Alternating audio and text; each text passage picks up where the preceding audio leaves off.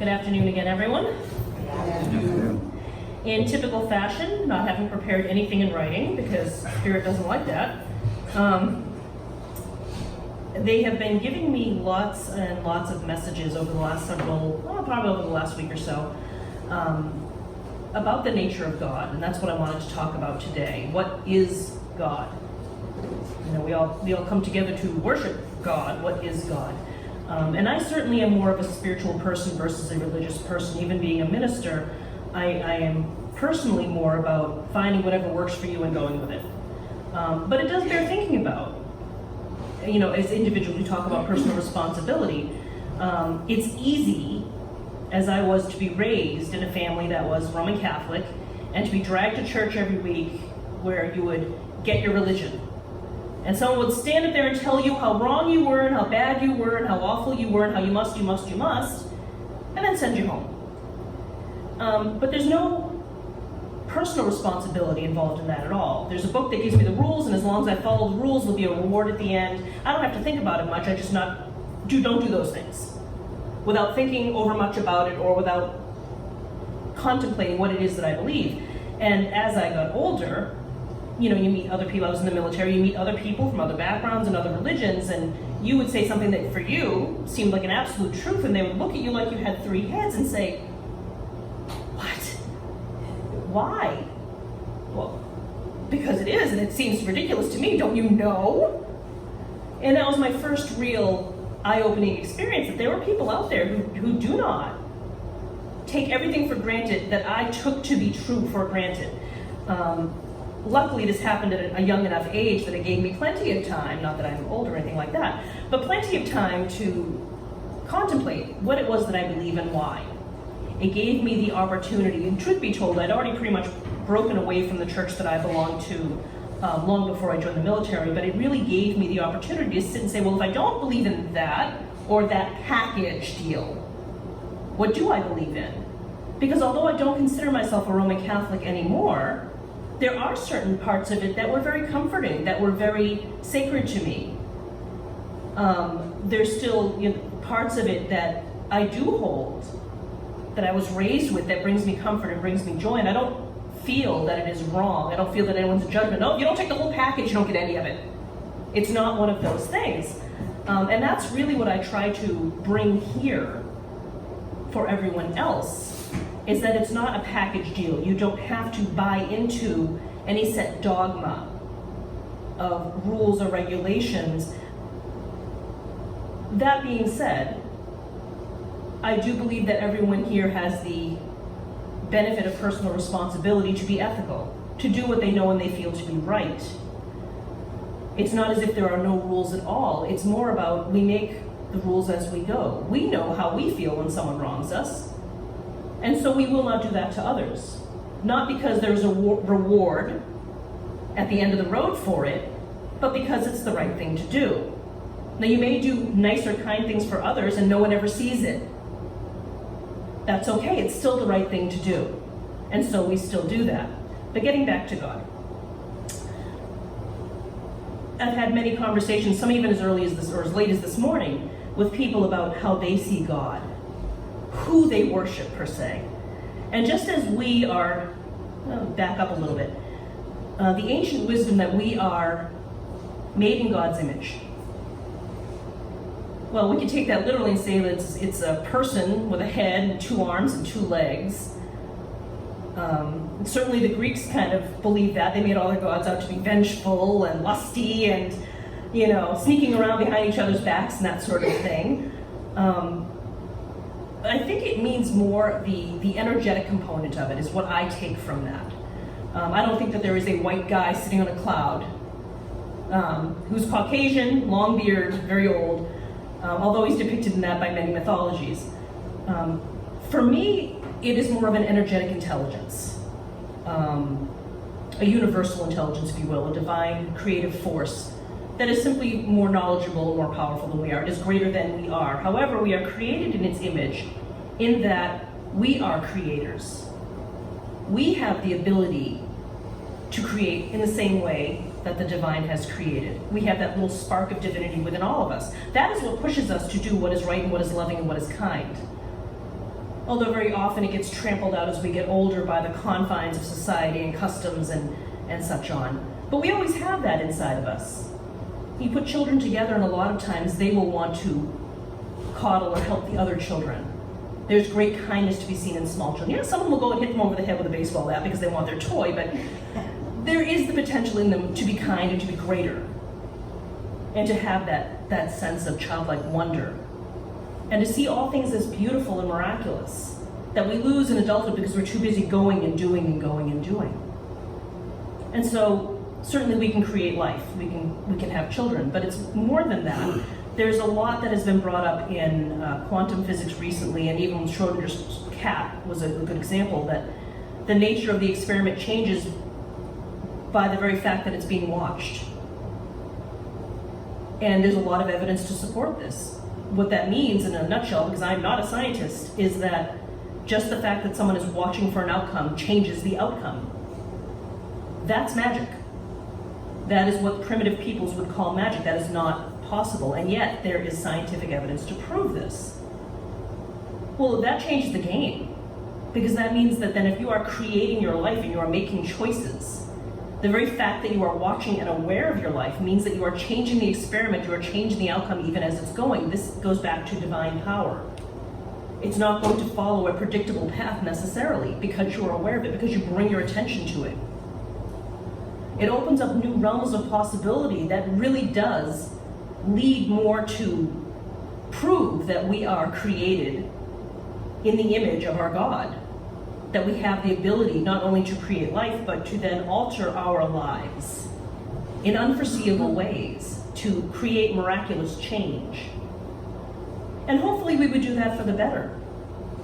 Hopefully that we would recognize that as being your own small form of divine power, even if it is only in your own small circle or sphere or realm, that gives you the power to empower other people, that gives you the power to make not only your life better, but the lives of all the other people that you meet. And I talked this morning about the choice.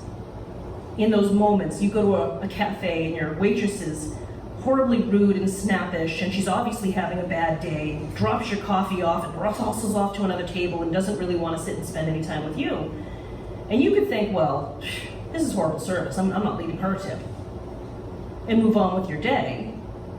Or you could stop in that moment of being an aware person, realizing that she's on her path and you're on yours, and say she's probably having a really bad day. I don't know what's going on with her life. Maybe she's just a nasty person. I don't know. Maybe your child is dying of cancer. You have no idea what's going on behind the story. But you know what? I'm going to leave her a good tip. And I'm going to leave her a note and hope that she has a better day. Hope that this little bit helps her out. Because if I leave her no tip, she's going to be even further ticked off. She's going to continue to take this attitude out on other people and ruin their days. And it will spread. I can choose to be the better person and say, I'm going to give you some healing. I'm going to give you the benefit of the doubt and say, I hope that your day is better. And that things improve for you, and help you to spread that instead. I'm going to be consciously responsible for the energy that I put out and the ripples that result from that. Because the opposite is true. If you're nasty back, if you push back against that, that's what you're spreading. That falls back to you, not her. And so we have these choices every day. We can be more like the divine. We can create the divine in our own image, and I know that seems sacrilegious, and I don't mean it to be. But again, in conversations this morning, from working with spirit, from what I know, working with people from the other side, I've had conversations with people who are fundamentalists, and I would say, so you're telling me that if you're a fundamentalist Christian, that if a child is born in Africa where there are no Christians, that child is doomed to go to hell? I don't believe that. I'm sorry, but I can't. And this is me personally. I'm not asking for anyone to believe my beliefs. The God that I see as divine is unconditionally loving. We are all a part of that divine intelligence.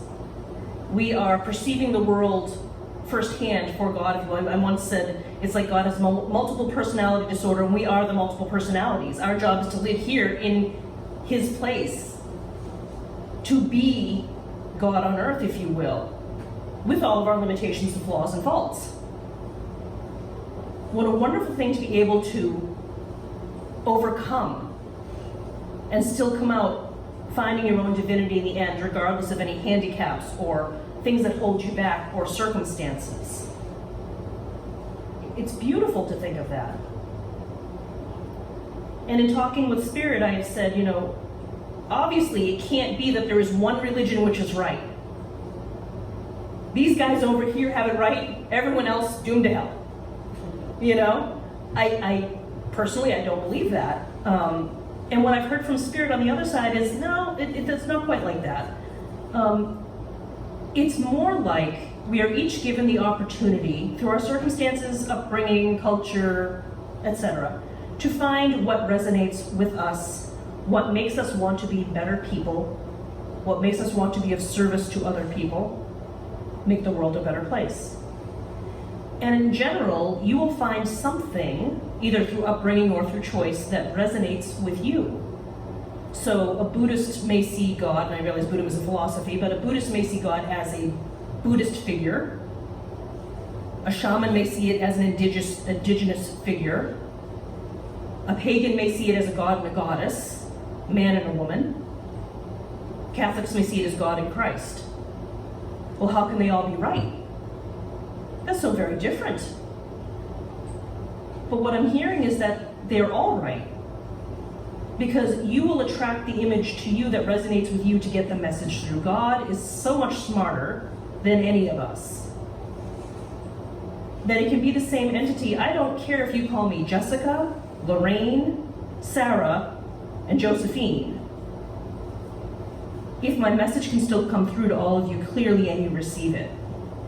I don't care what you call me. I don't care if someone may see me as 5'4", someone may see me as 5 foot. Doesn't matter to me. I'm really not caring, as long as the message is getting through. And God is so much infinitely smarter. There is no jealousy, and there's none of the, well, you thought I was a woman? Really? There's no judgment going on the other side. There's only the unconditional love. God wants all of us to be happier, to be better, to be fulfilled, and to fulfill others.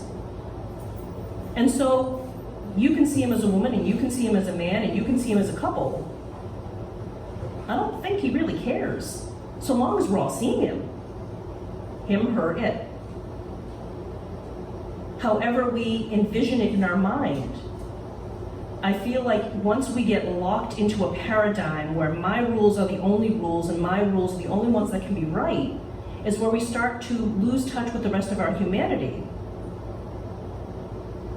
The Ten Commandments, the first of which is to recognize there's a divine creator, and the second of which is to love your fellow man. They should not be mutually exclusive.